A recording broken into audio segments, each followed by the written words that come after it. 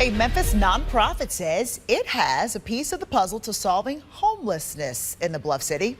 It's tiny houses. Tiny houses. They're affordable, sustainable, and slowly becoming available to Memphians in need of a roof over their heads, thanks to a nonprofit called Homes for Hearts. Tiny house move-in day for Henry and his dogs came with jitters for Henry's helpers. Oh my God, this has been a long time coming. I couldn't even sleep last night. I'm so excited. You would think I was moving in here. We were so restless last night. It was so emotional for us, and it was difficult for us to sleep. And this day is finally here, and we are so thankful. Henry, Khaki, and Whopper have lived in this 2002 Mercury Marquis for 5 years, near the intersection of Sycamore View and Macon Road. Henry is hearing impaired, so interpreters helped share his story of struggle to find affordable housing in Memphis. I did have an apartment, but I couldn't afford it. It was hard to pay the bills. And I had my dogs.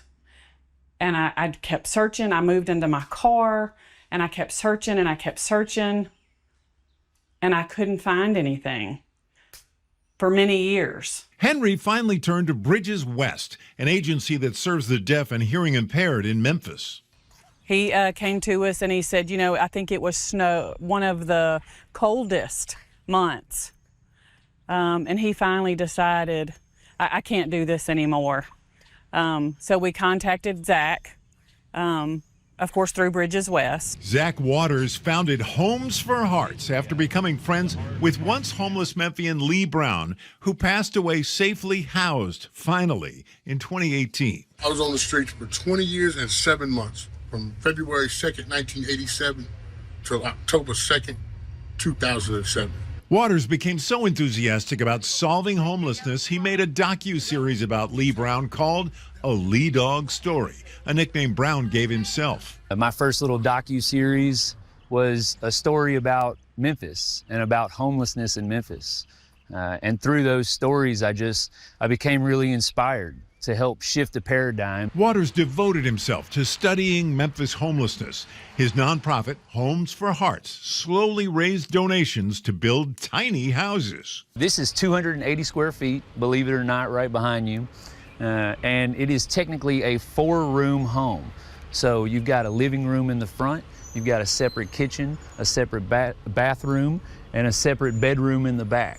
So all of the regular amenities of a typical home, built with the same grade quality materials. Henry Comas, now 60 years old, says his Social Security check is his only income, but that he can afford this tiny house as the nonprofit is the builder and the bank. So we're offering a lease agreement with the option to purchase, and we're basing it based on people's incomes coming into our program. So we're keeping folks below a 30% threshold of their total income going toward housing.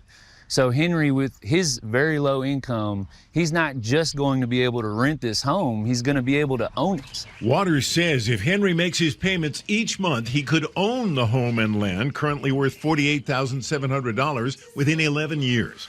Waters says Homes for Hearts makes zero profit on these deals. I feel this is what the Lord put me here to do. Homes for Hearts chairperson Lolita Crittenden says she started ministering to homeless people through Room in the Inn at her church, Freedom's Chapel. That led to a job with Room in the Inn, a nonprofit that shelters people inside Memphis churches and its headquarters.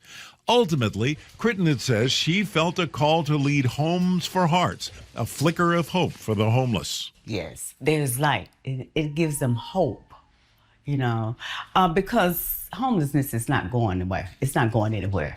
The numbers are escalating as we speak right now. Given the lack of affordable housing in Memphis, Crittenden says she can foresee a time when tiny homes become an option for all kinds of people. My desire that we will evolve to where we will not just target a homeless, but as you say, people on fixed income.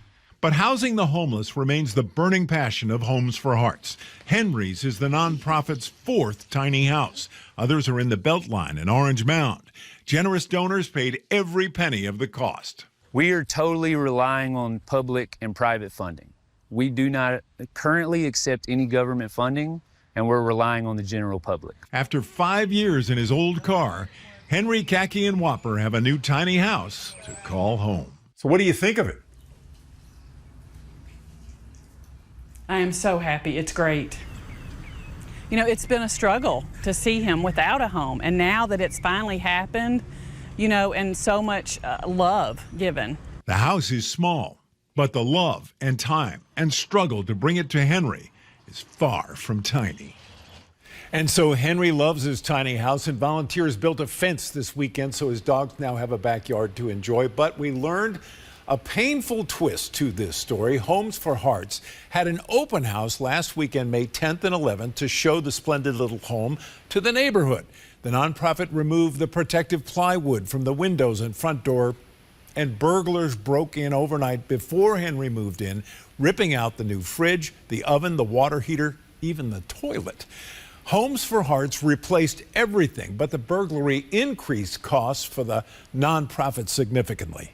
Henry now has a security door and Kaki and Whopper inside for his protection. If you'd like to learn more about Homes for Hearts tiny houses or wish to help the nonprofit, I've posted a link with this story at actionnews5.com.